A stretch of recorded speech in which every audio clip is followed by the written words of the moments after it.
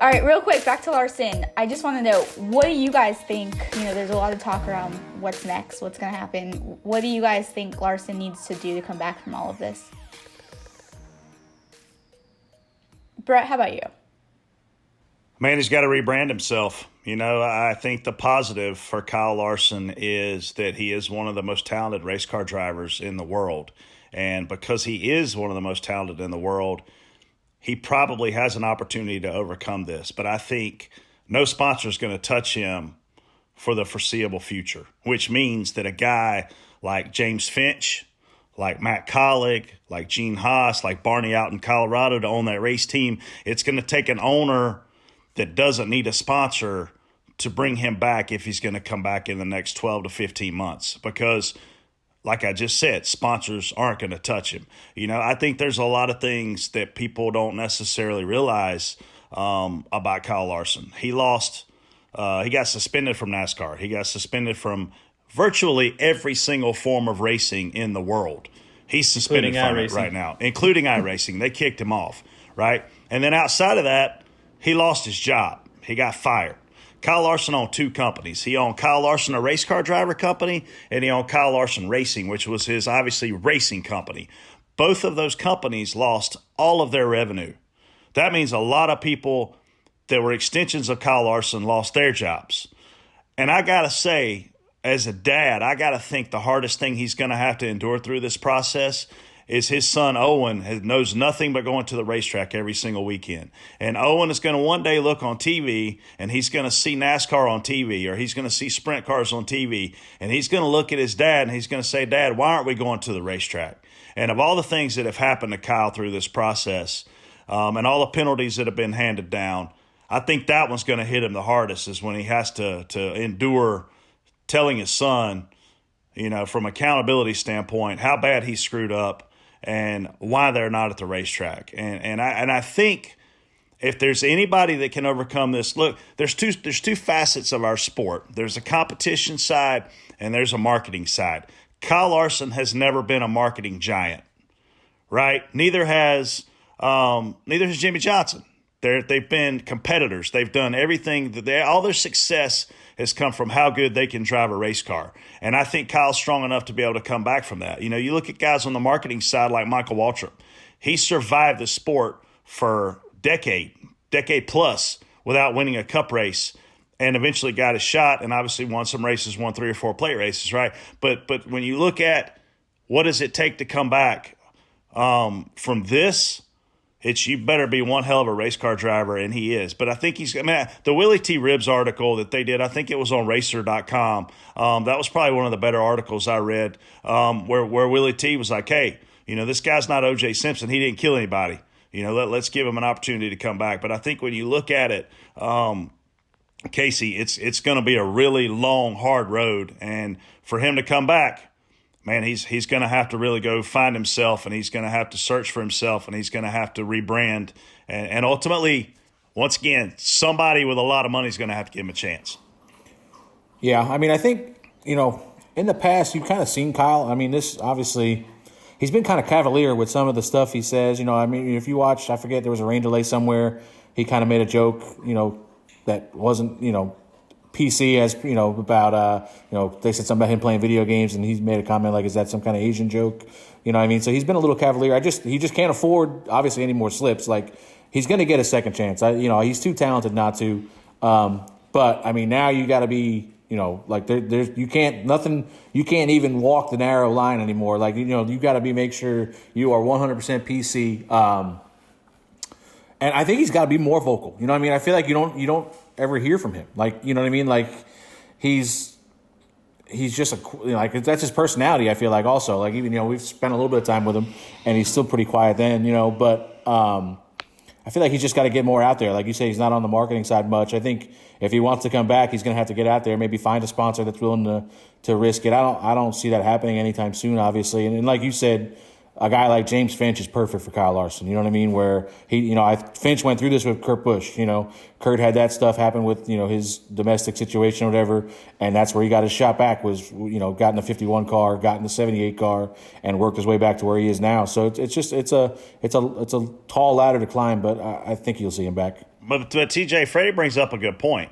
A lot of things that Kyle says are almost anti-marketing. Like he says he doesn't want to go sign autographs at the souvenir trailer because he doesn't make enough money. He makes more money selling T-shirts at the dirt track. He says he wants to win the Chili Bowl more than the Daytona 500. Like there's a lot of things that I think he's got to clean up. Even in that, it's just the frame of mind of the whole thing. Yeah, I think he's young too. He's 27. Young, so, people refer to him as a kid. Yeah. He's not a kid. He's 27. I mean, he's got some learning to do, but he has enough time to recover from this if he takes the appropriate actions, own it, recover from it, man. Like learn your lesson from it. You're gonna have to make yourself marketable. You're gonna have to be that person now. You're gonna have to go the extra mile. You don't want to do it, but you're doing it anyway. You're gonna have to do that. You have to go the extra distance right now, and he should do that. He owes that to people now. He owes that. So, in order for somebody to even look at him again, like you said, from a higher company, he's going to have to show that he's willing to go the extra distance, and that he's a changed person, and can do it now, and be kind of like Freddie said, you're to being clean cut, man. This isn't acceptable, and you can't be like that. He royally screwed up, and he's royally paying the price. I'm not close friends with Kyle Larson. We occasionally send each other messages. I actually was texting him. I saw him riding down the street a couple weeks ago on a scooter, and it was a really cool scooter. And I texted him. I was like, man, I think I want a couple of those for my kids. Where'd you get it? How much was it? And we were texting back and forth about that. But I'm telling you right now, I bet that scooter's for sale. I bet every single thing Kyle Larson owns is for sale because I don't care how much money he got. He's not been here long enough to make a pile of money. He also didn't have a great contract when he first signed with Ganassi. I think his second contract was pretty good, but he's not been here long enough to be able to afford 2 motorhomes, a hauler to carry things to back and forth to the racetrack, this big dirt shop that he's got, his lake house. You can't afford all those things when you have zero money coming in. He's royally screwed up, and he's royally paying the price. Now, thinking of it from a Chip Ganassi side of things, they're obviously facing a ton on their side, too, from a PR standpoint. If you were the GM of Chip Ganassi Racing, what would you guys try and do to really move on, kind of like take a step back and try and get out of the spotlight from all of this? Freddie? I saw Chip get a lot of heat for this, and you should have stood by your guy, you should have done this, that. He can't. I think people look at these guys like they're billionaire car owners. It don't matter. The money's not an object. Like Chip Ganassi had to file Kyle Larson if he wanted to keep the doors of that 42 car open. You know what I mean? There's the second. You kind of look at this, and right now this is probably the worst possible time for Kyle Larson to do something like this because every sponsor in our sport is probably trying to look for a way to get out of their contract. They're not getting the value they wanted on it. So now you have all these companies that are like, how the hell are we going to get out of this contract? And Kyle goes out and hands them an excuse on a silver platter. So now they can go to Chip and go, hey, listen, we're out. You know what I mean? So now Chip's only move is, I got to get rid of this guy. I got to tell these sponsors, listen, here, we're going to take a hard line on this. I'm going to have to fire Kyle. And that's his only recourse to try and save his company, save his sponsors, to keep the sponsors in-house, to keep the doors of that 42 car open. And we talked about it's not just Kyle Larson. Like when Kyle Larson loses his job, he doesn't have a plane, I don't think, but people that drives motorhome, this guy's out of a job now.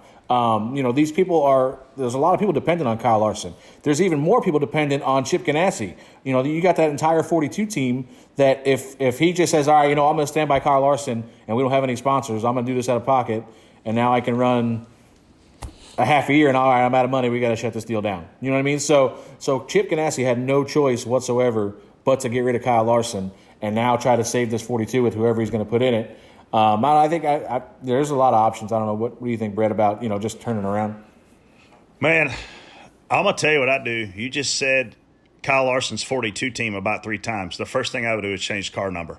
there's no way I would take that race car with that car number back to the racetrack, because fans are still going to equate that as Kyle Larson's car. I mean, how many years has he been in that car? You know, and how many years have those sponsors been on that car? So I'm going to not only worry about Kyle Larson rebranding himself.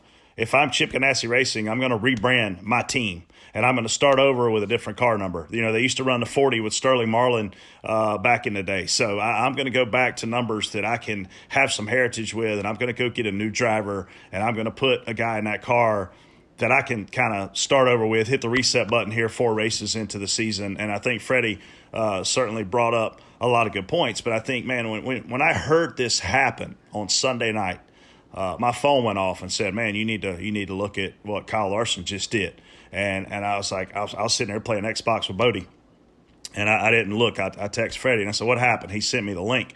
My heart broke, man. It broke for NASCAR. It broke for the team. It broke for Kyle. It broke for his family, and it broke for Adam, his shot guy. It broke for Chad, his crew chief.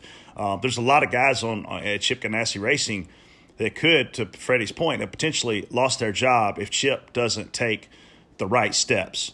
And when you see sponsors abandoning Kyle Larson, Chip had no choice but to abandon him too. And, it's a really hard time for our sport. It affects a lot of people. My phone rang off the hook. What's Ross Chastain going to do? Is he getting in the car?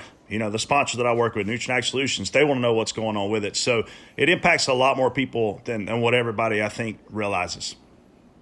Yeah, I think everything was handled swiftly, and Chip didn't have any option, and I think they all handled it very well to keep their company running and in good shape there. But you know, the door closed on Kyle Larson. The door is getting ready to open for somebody else, and this is an opportunity for them to start. You know, who knows, man? Who knows? Somebody might get in that car, and Kyle Larson's super talented. But this is an opportunity for somebody, and they're not going to put somebody that can't possibly win races in that car. This is an opportunity to go out there, get a young guy that's up and coming, and put him in that car. You got Kurt, who's a past champion, great mentor right now, I think. I think Kurt, you can learn a lot from Kurt Busch right now. I think it's a great opportunity for somebody, whoever they're going to pick to put in that car. I think it could turn a negative into, this is an opportunity to redo it, and you got no choice, but this is an opportunity for somebody to get in there and win races. It's a great car. If I'm Chip Ganassi and I'm handed this crisis, I have 3 things that I have to get done. Number 1, I have to solve the problem. He did that. He fired Kyle Larson. Number 2 is I have to keep the lights on through the end of the year, because my charter is worth millions of dollars. And in order to do that, I have to fill this car every single week. And in order to do that, I need sponsors every single week. And then beyond that is 2021 plus, right? I got to figure out how to retain the sponsorship for then and beyond. Like, if I'm looking at this thing, TJ wants to go out and win races. I respect that. We're a racing organization, right? But we're also a marketing arm. If I'm Chip Ganassi, I want to keep my sponsors. So I have to look at all scenarios. It's Jamie McMurray. He already has a relationship with all those sponsors. It's Juan Montoya, a guy you could put in at road courses and be a global, recognized globally, right? It's a guy like Ross Chastain that won at Daytona last year. He could go run a plate race for you. Like, I don't know that there's one driver that can fix this problem. And maybe there is. Maybe he thinks he can run for a championship with his 42 team, and he thinks he can go out and win races and be a playoff contender. I don't think that's what he needs to be thinking about. I think he's got to figure out, how do I keep my business afloat through this debacle that I got handed to me, which is a hell of a tall order. I don't see winning races will keep it afloat. I don't see any way. Yeah, that's for sure. I don't see any way that car races for a championship this year. I mean, people talked about Ross because, Ross is instantly eligible for. He's linked. He's linked to that organization. He's already linked there, and he's been in all the Cup races this year already, so he's eligible to continue. But he still has to restart at 0. Like, he has no points right now. So you're not going to point your way in from 0 starting now. You'd have to win a race. I don't see them winning a race. If they do win a race, you're not winning the championship, in my opinion. I don't think so. I see a lot of people go, that's the obvious choice because that's the guy that can win you a championship this year. I don't think Ross Chastain is, 1, ready to win a Cup championship, and 2, would be in position to win one. Ross is a rookie, man. Ross has got all these starts in Cup. But Ross has never had starts in quality equipment. He would come into this a rookie in the Cup Series. And Ross is a great choice because, A, he's not going to tear up a lot of cars. B, he's going to give you 100%. C, we know he's super talented. He's going to work hard. He's going to race you hard. A lot of positives around that. But is he the guy the sponsors are going to jump up and down about? That's the question. And if so, man, he's your guy. You got to tag him and go with him. My thing is, outside of 2017, when Kyle Larson got hot and won a lot of races, this organization hasn't produced a lot of wins. So all of a sudden, you think they're going to put somebody in it that's better than Kyle Larson to go win races? Who the hell is that? Is it Kyle Busch? You're not going to get him. Is it Jimmy Johnson? He's retiring. Like, there's not a lot of guys okay, let's put Christopher Bell in it. Well, guess what? He's under contract, and he's not going to set the world on fire either because guess why? Because he's a rookie. Like, it's going to be a really hard formula that Chip has to figure out. And if I had all the answers, man, I'd tell him what they are. But I don't know because I want this guy to succeed. The last thing that we need is another young car owner to go out of business. Yeah. I mean, like you said, though, you're going to have to – I think it's an opportunity then for them to take the rest of this year and put somebody in it that, you know, can be competitive. They're not going to be – it's going to be hard to put somebody in there that's going to win races and be competitive every single week. But there's people out there that can be competitive at certain tracks and keep your car on the map there. And I think that's what they need to do. And then and build for next year. You know, there's going to be – we got free agents next year. We got drivers moving around. We got up-and-coming drivers. A lot of options still for them to look at. Jamie McMurray, you guys, you'll remember this. How often did Jamie McMurray change lanes at Talladega in one lap? 75. Yeah. The reason was he knew that was a place where he could get his sponsors on TV, he could be competitive, and he could be relevant. And I think that's what you're going to have to do is you're going to have to look at who can I get to appease my sponsors and who can I get to keep me relevant. If we knew the answer, we would tell this guy who to hire, but we don't know, man. But the good news is he doesn't have to be in a hurry. We got 6 weeks, probably 4 weeks, 5 weeks, 6 weeks before we go back racing.